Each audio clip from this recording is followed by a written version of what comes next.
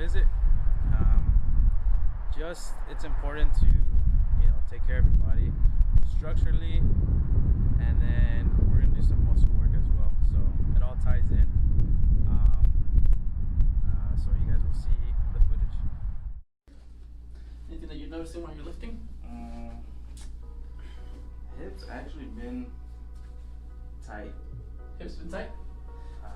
Yeah, but not like anything major. I just think it's because of the amount of squatting and deadlifting that I've been doing. Front, middle, back? Front, like right here. Like getting into that squat position. Feel it a little bit, but nothing major. Cool. I'll poke around. Left side. Always left. Yeah, I feel that. Yeah. It's a little bit tender. I just deadlifted Monday. What's up, YouTube world? Dr. Esteban Sandoval here. DC, I'm a chiropractor in the Corona area. A lot of focus on sports medicine, biomechanic movement. Love doing tissue work. This guy's a champion. Tell you what, he's top notch. Thank you. He's one of the most diligent people in terms of actual stretch routines, doing his own maintenance while he's doing all this lifts and stuff. So keep watching this channel if you haven't been. It's got good information, good insight. It's been a pleasure working with him. Let's see how we do here. All right, man. Let's go ahead and get the shirt off.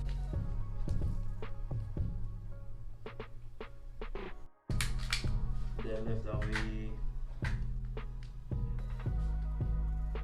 Cups okay? Not too hot? Well, if it wasn't, it's already done. See, that's a strategy right there. QL on the right side. A little bit. Any of them pulling too hard? No.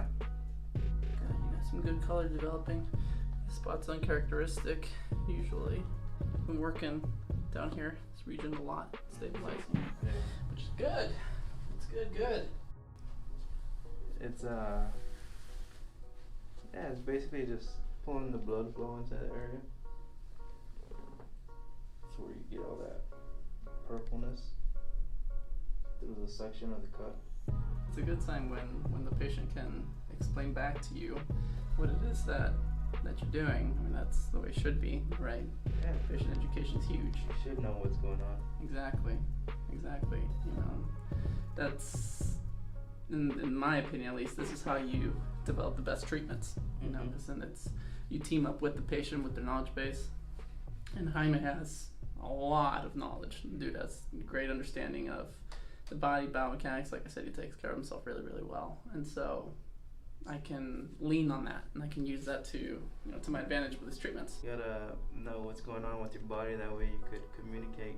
That way you guys could get the job done. Have you optimally performing, That's right. As the closer it gets to showtime, you'll see the treatments will change just a little bit each time in preparation for that. But that's the thing. Treatments should evolve with the patient.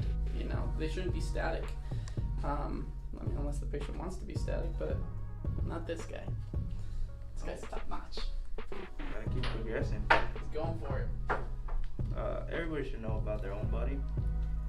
And basically, it's anatomy and physics, biomechanics, kinesiology as well. But everybody should know how their body performs, Even just walking. Some people don't even walk right. Some people don't even run right, Oh yeah, you'd be surprised how many people, they're compensating or they're doing weird things, weird motions, and they don't even know it, but they're making up for something. Most of the time, it's a imbalance. Yeah, it's either an imbalance, one side to the other. Side dominance is huge, or lack of mobility. Posture is huge. Yeah. A lot of postural deficits. But most of the time, people just don't have the mobility they need here in the T-spine. A lot of times it's got a natural curve forward. It's kyphotic, balances out the lordosis here in the low back, but just because it's naturally, it's supposed to be curved that way doesn't mean it shouldn't have the ability to extend backwards. So that's when a lot of people start compensating with their shoulders, externally rotating them to try to do overhead movements develop a lot of shoulder issues. A brief kinesiology lesson. All of it's basically, it's like knowing ourselves, so it's basically like general ed, you know? I feel like everybody should know this kind of stuff. Mm-hmm. Yeah, more people, it's once you start getting into like pathologies and stuff like that, that's why we have, you know, different types of healthcare professionals, you know, making sure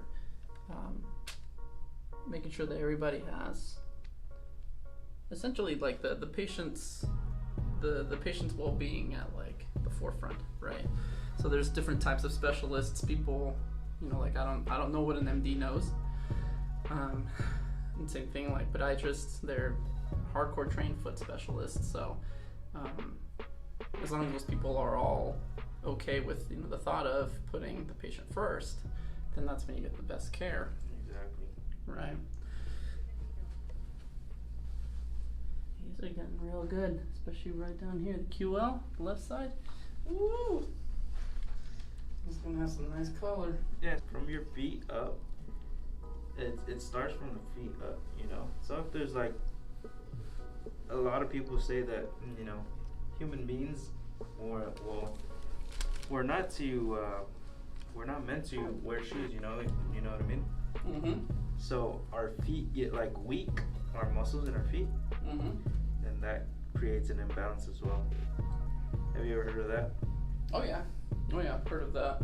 There's The tightness in the calf as well, I believe, falls from that as well. Yeah, shoes are a huge part. They can either correct, you know, a lot of imbalances, and of course the kinetic chain just from like the bottom of your foot up to your pelvis and then shooting upwards. It's crazy. I mean, it's true what they say, you know, it's all connected. But in a much more real sense than people say, like, well, of course it's all connected. No. Biomechanically, the way you position your feet, I mean, that's why, you know, high-end lifters have to be very specific. Yeah. Even the way we use the restroom, we were never meant to sit on a toilet. So we were meant to get into that full squat position. So a lot of people lose their mobility in that area, going down deep into the, you know, into the bottom end of the motion. And as well as we were never meant to sit in cars for hours and hours, you know what I mean? Mm-hmm. So we lose all that mobility in those areas, as well as the kyphotic posture in driving in itself, you know what I mean? Mm-hmm. We have our both hands on the steering wheel, which is forward all the time, you know, for hours on end. And, you know, a lot of people don't stop to think about that stuff, but I kind of do. And that's why this guy's number one. Here we go.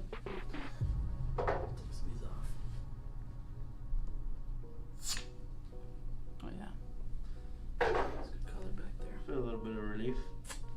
Yeah, I'll bet. Yeah, so when you get in there, you can really see the different shades. So this cupping, actually traditional fire cupping, it's a traditional Chinese medicine technique. Real great, really effective. Of course, I'm not a traditional Chinese medicine practitioner, so I don't utilize it that way, but using Western knowledge of, you know, anatomy, physiology, fascial planes, you can really see the areas that have that pigmentation. Those are usually the areas that have a little more to work on. Mm-hmm. Exactly. Just because the blood flow goes to the tightness, right? It's areas where, you know, muscles are layered, right? Mm-hmm. They're layered many, just essentially like, let's see, how do we go about this? It's a lot of physiology here. So with these ones, it's, you know, when you look at muscles on the textbook, there's just different, you know, you can look at one individual strand, but then you look at a whole grouping of them, right? So you figure that all has depth. So these muscles, it's hard, even like, you know, he does a good job rolling, like making sure that this area's, these muscles are well taken care of, but there's so much depth there that sometimes byproducts and all the waste products in the muscles get stuck in the interstitial layers in between. So when you pull that out with the suction, that's when you get little marks like that. So it's just good for it. Drop this right arm down to the floor. Good. Let's take a big breath in here. Exhale.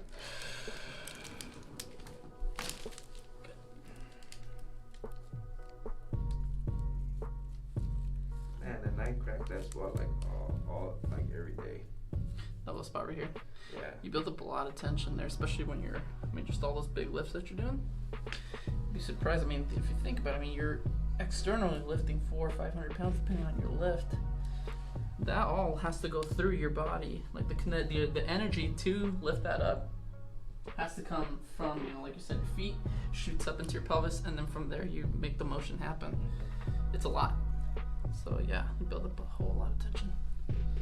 Okay, here we go. Right side down. Face me this way. Bend top knee. Perfect. Tuck bottom hip a little more. There we go. Good. Pull this. Out down. Tuck here. Exhale.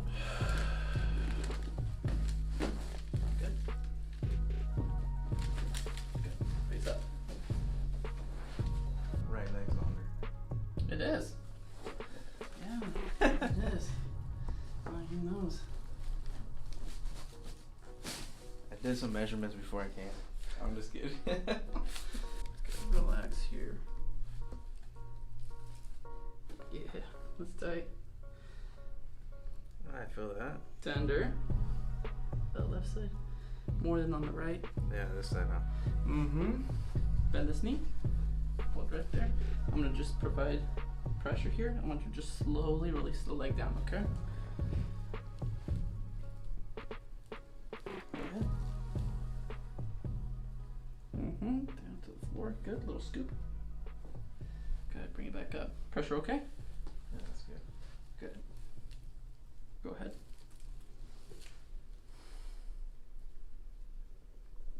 There you go. There you go. There you go. Nice. Little scoop here. Good. Bring it up. The funny thing is that I do roll my quads through extension as well. I just started doing that probably like a month ago. That's good. Bend it one more time. Yeah, one more. Yeah, T-band's good to roll out. More important to roll out though is TFL. Yeah, that's that squishy spot, right? Mm-hmm. Yeah, it's a little triangle shaped muscle. Connects everything. That's right. One more. Go ahead. Yeah, this is the proximal quad here. Kind of a tough spot to get to. Yeah, Good. Even with the foam roller, you can't get there. It's tough. It's tough. It's really hard to get there. Let's go big hug here. Good. Bend just the right knee. You know, I can't really hug myself, right? Too many muscles. Pecs, man. Get Little tight. pegs. Yoke problems. Deep breath. Exhale. Nice. Relax. Relax. I'm serious. Like going like this, like I just feel like it's like about to cramp up, you know? Yeah. I don't know. I don't have those problems. You have a decent physique on you. I'm working on it, man. I'll tell you what. I'm trying to get there. I'm trying to play catch up with you. Let's just say it's not going so well, but I'm trying. Yeah, there's a difference though between health and then your own goals, personal goals.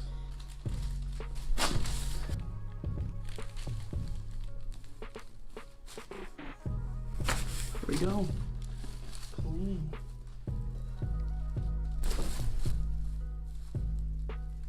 Just like that. 100%. Oh, Feel good? yeah, feel good. There you go. He's ready. 600-pound deadlift.